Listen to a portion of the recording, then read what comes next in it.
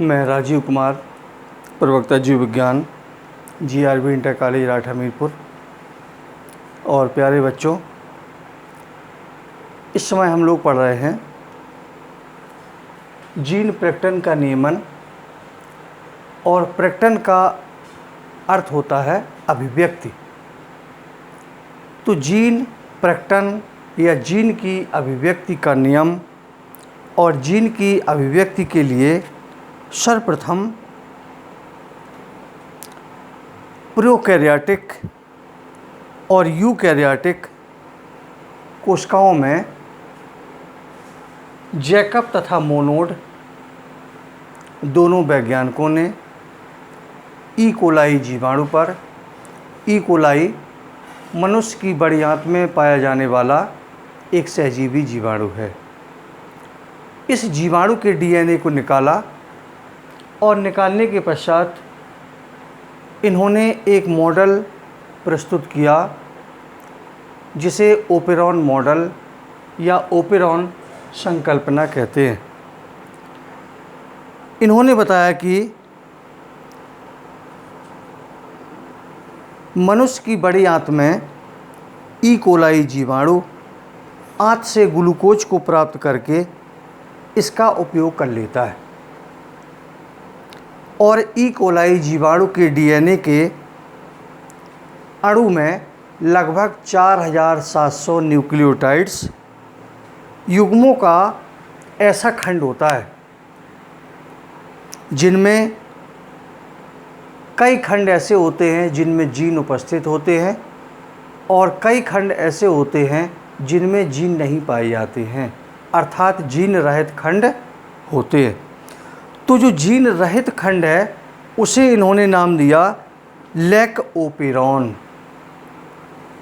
इसी के नाम पर रखा गया है लैक ओपेरॉन मॉडल।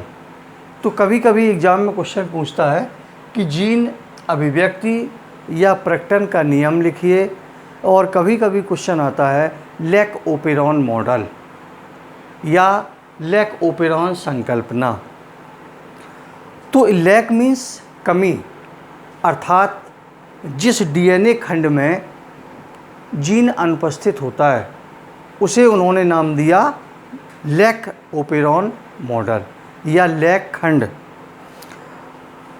और इसके पश्चात जो ग्लूकोज है, ग्लूकोज के प्रयोग के लिए या ये कहें कि लैक्टोज के प्रयोग के लिए 3 एंजाइम की आवश्यकता होती है। पहला एंजाइम है बीटा गैलेक्टोसाइडेज, दूसरा एंजाइम है परमीएज और तीसरा एंजाइम है ट्रांस एसिटाइलेज। इन तीनों एंजाइम के संश्लेषण के लिए 3 स्ट्रक्चरल जीन या सिस्ट्रान होते हैं। ये सिस्ट्रान है, 3 सिस्ट्रान होते हैं, सिस्ट्रान A, सिस्ट्रान Y और सिस्ट्रान Z। सिस्ट्रान Z, सिस्ट्रान Y और सिस्ट्रान A जो तीनों सिस्ट्रान होते हैं और ये आपस में मिलकर बना देते हैं ओपेरॉन। और ओपेरॉन बराबर होता है RG regulator gene plus PG promoter gene plus OG operator gene plus SG structural gene या संरचनात्मक जीन। तो इन्होंने क्या किया, सबसे पहले जैकब और मोनोड ने कि ई कोलाई जीवाणु के DNA को निकाला। ये DNA है और यदि पढ़ा हो, ध्यान हो कि DNA पर जीन्स एक निश्चित क्रम में व्यवस्थित होते हैं। पहले भी हमने बताया था, जैसे ये जो है DNA है और इस DNA खंड पर इस प्रकार से जीन्स उपस्थित होते हैं।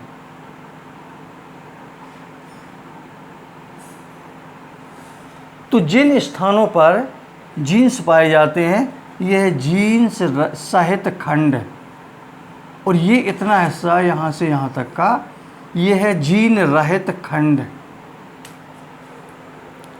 तो यहाँ पर दो चीज़ें हैं, ई कोलाई जीवाणु जीन रहित खंड से किस प्रकार से ग्लूकोज का प्रयोग करता है, और ई कोलाई जीवाणु जीन सहित खंड से ग्लूकोज का प्रयोग करता है।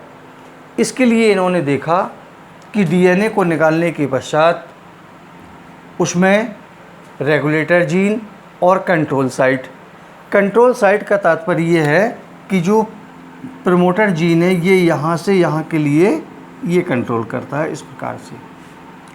और स्ट्रक्चरल जीन जो संरचनात्मक जीन होते हैं वो 3 सिस्टोन से मिलकर बनता है, सिस्टोन ए, सिस्टोन वाई और सिस्टोन जेड।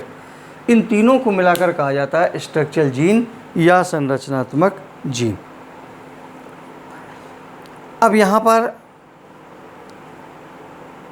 लैक्टोज की उपस्थिति में, लैक्टोज की अनुपस्थिति में, दोनों में हमें ई कोलाई जीवाणु में किस प्रकार से ये, यदि ग्लूकोज नहीं है तो लैक्टोज लेकर अपनी प्रक्रिया को पूरा कर लेता है, और लैक्टोज की अनुपस्थिति में किस प्रकार से ये प्रोटीन संश्लेषण करके अपनी प्रक्रिया को पूरा कर लेता है।